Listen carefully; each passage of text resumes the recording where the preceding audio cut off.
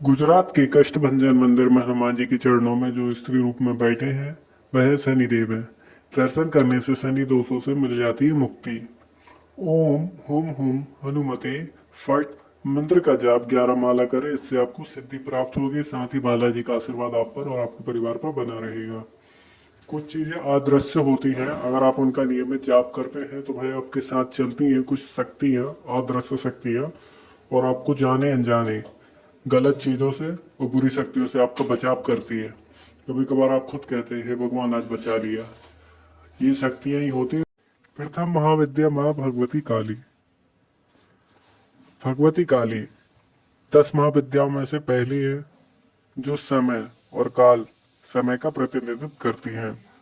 उन्हें एक काल रात्रि काल देवी के रूप में दर्शाया गया है, जो देखने में क्रूर तथा हार के रूप में मानव सिरों में माला पहनने वाली है, और शमशान और समाधि में वह वास करती है जहाँ मृत्यु और भय रहता है।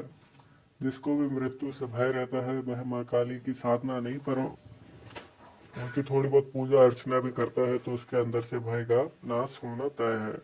साथ ही अगर माँ का आशीर्वाद आपके ऊपर बना रहे तो आप किसी भी चीज़ से निश्चिंत रहते हैं, किसी भी समस्या का समाधान आप मिनटों में कर सकते हैं। भगवान की साधना करने के लिए आपको कोई तंत्र तांत्रिक की जरूरत नहीं है, बस आप 2 अगरबत्ती लगाएं, माँ को माँ की नज़र से देखें, आपके सारे काम संपूर्ण होंगे। धन्यवाद।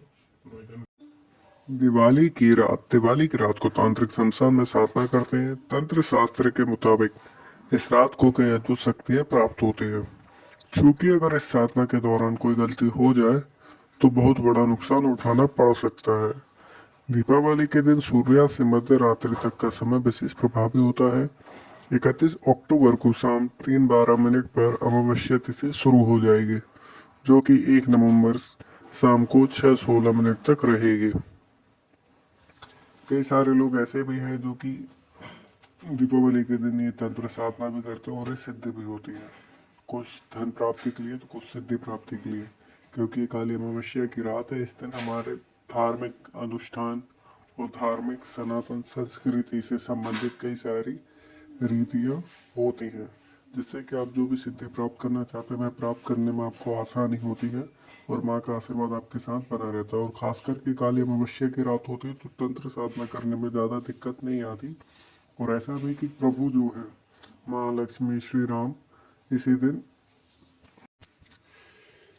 कुछ दिनों बाद दिवाली आने वाली है। दिवाली पर तांत्रिक साधना, कुछ तांत्रिक लोग दिवाली पर तांत्रिक साधनाओं पर अपना पूरा संपूर्ण योगदान देने को तैयार रहते हैं। तंत्र शास्त्र के मुताबिक भैरव को जागृत करने के लिए उनका आहन और स्थापना नौ मुंडों और पंचमुंडों के आसन पर की जाती है। बाजार मठ और 64 योगिनी मंदिर को सिद्ध साधना केंद्र माना जाता है। यहाँ दूर दूर से साधक आते हैं। दीपावली को तीसरी महानिशा का प्राप्त है। दीपावली की जो रात्रि होती है उसे तीसरी महानिशा कहा जाता है। और पहली महानिशा महाशिवरात्रि और दूसरी महानिशा महारात्रि श्री कृष्ण जन्माष्टमी मानी जाती है। महानिशा महारात्रि के दिन अगर आप तंत्र साधना या तंत्र सिद्धि प्राप्त करते हैं तो वह आपको जल्दी प्राप्त हो जाती है। और साथ ही ये रातें काफी काली होती है और काफी खतरनाक रातें होती है। और दीपावली हमेशा अमावस्या की रात को मंदिर में कब नहीं जाना चाहिए। दोपहर में 12 से अपराह्न 4 बजे तक मंदिर में जाना, पूजा आरती और प्रार्थना आदि करना निषेध माना गया है। अर्थात प्रातः काल से 11 बजे के बीच या पूर्व मंदिर होकर आ जाएं, या फिर अपराह्न काल में 4 बजे के बाद मंदिर जाएं। ऐसा इसलिए कहा जाता है क्योंकि मंदिर में जब भी भगवान के दर्शन करो, और साथ ही मंदिर में जब भी भगवान के दर्शन करें तो इस बात का ध्यान रखें कि मूर्ति के सामने बिल्कुल ना खड़े हों। हमेशा तिरछी अवस्था में खड़े रहने का प्रयास करना चाहिए। इससे आप प्रभु के दर्शन भी कर लेंगे और कोई दोष भी नहीं लगेगा। जाने अनजाने हम कई सारी ऐसी गलतियां कर देते हैं जो हमें नहीं पता होती, फिर भी वह गलतियों में आ जाती है। जाने अनजाने हम दिन में कई सारे पाप कर देते हैं। जाने अनजाने हम कई सारे छोटे सूक्ष्म जीवों को कुचल देते हैं अपने द्वारा। तो हो सकता है आपको पता नहीं हो, फिर भी आपसे गलती हो जाती है, तो उस चीज को ना दोहराएं। अगर आपको नियम पता है तो उनका पालन करो, और नहीं पता है तो भगवान से प्रार्थना करें कि आपके द्वारा कभी कोई गलती ना हो, और गलती हो जाए तो उसके लिए प्रायश्चित करने के लिए हमेशा तत्पर रहें। इसी प्रकार की पौराणिक और आध्यात्मिक जानकारी के लिए चैनल को लाइक करें, सब्सक्राइब करें, शेयर करें। धन्यवाद।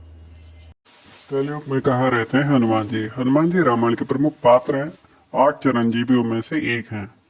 माना जाता है कि रामायण के बाद जब श्री राम पृथ्वी लोक से प्रस्थान कर गए तो हनुमान जी को कलयुग की रक्षा का भार सौंपा गया। इसलिए वे अब पृथ्वी पर श्रीमद् भागवत कथा के अनुसार हनुमान जी का निवास गंधमादन पर्वत पर है, जो कैलाश के उत्तर में स्थित है। महाभारत में भी इस पर्वत पर उनका निवास बताया गया। साथ ही हनुमान जी का निवास किष्किंधा के अंजनी पर्वत पर भी माना जाता है, जहाँ माता अंजनी ने उनकी प्राप्ति के लिए तप किया था। पुराणों के अनुसार हनुमान जी वही वास करते हैं जहाँ श्री राम की कथा होती है, इसलिए उन्हें कलयुग के जागृत देवता भी माना जाता है। धन्यवाद। भूतिया गुड़ियों गुड़ू तंत्र विद्या व ब्लैक मैजिक आज भी होता है। यह दिवाली के आसपास बहुत होता है। यह एक छिपी हुई विद्या है, लेकिन अब इसको करने वाले बहुत कम हैं, और जो करते हैं वह सटीक करते हैं। सत्यानाश